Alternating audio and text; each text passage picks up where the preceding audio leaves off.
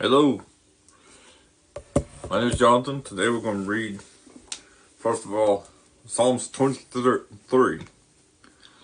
The Lord is my shepherd, I shall not want. He makes me lie down in green pastures. He leads me beside still waters. He restores my soul. He leads me in the paths of righteousness for his name's sake. Yea, though I walk through the valley of the shadow of death, I will fear no evil, for you are with me. Your rod and your staff, they comfort me. You prepare a table before me in the presence of my enemies. You anoint my head with oil. My cup runneth over. Surely goodness and mercy shall follow me all the days of my life, and I will dwell in the house of the Lord forever. So this is talking about, at the beginning, this poem is talking about the Lord is my shepherd. He's saying, the Lord is my shepherd, saying he recognizes the Lord's protection and the Lord's providence in his life. A shepherd to the sheep was someone who led the sheep. So he's recognizing that the Lord is the leader. And then he's saying, I do not want because I have everything, because my leader gives me everything. It makes me lie down in green pastures. This is saying that God gives him rest and allows him to, he rests and doesn't stress in knowing that God has given him everything he needs. He leads me beside still waters. Meaning that God leads him beside still waters.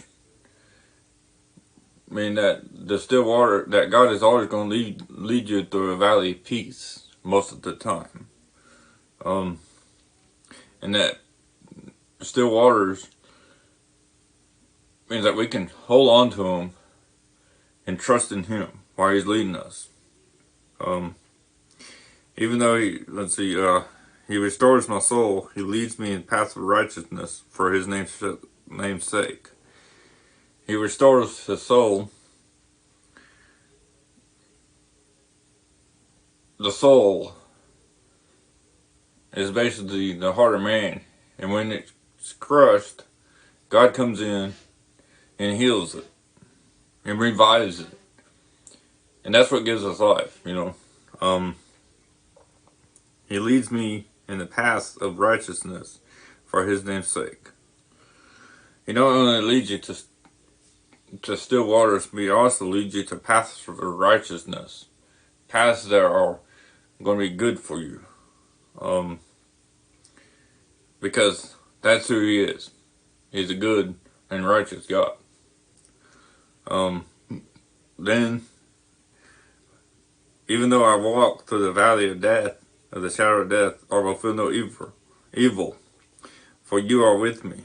Your rod and your staff, they comfort me. So he's saying, even though bad times are going to come, I know that God is going to protect me. And he's going to be there with me the whole time. He's going to be my firm foundation in this. Then it says, you prepare a table before my enemies in the presence of my enemy. That's kind of weird, isn't it? Preparing a table in the presence of the enemy. Who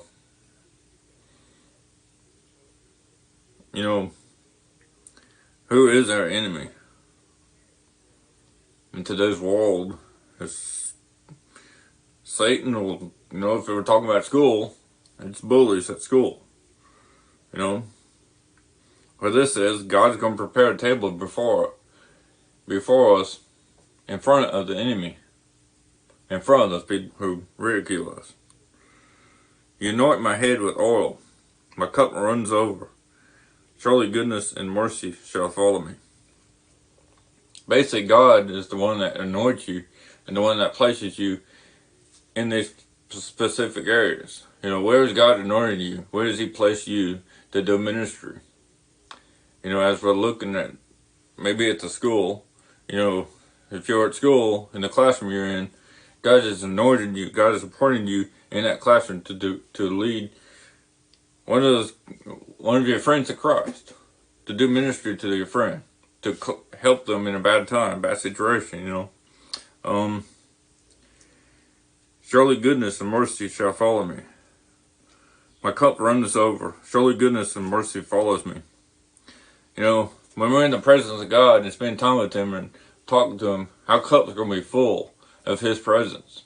And we're going to want to continue growing in Him. And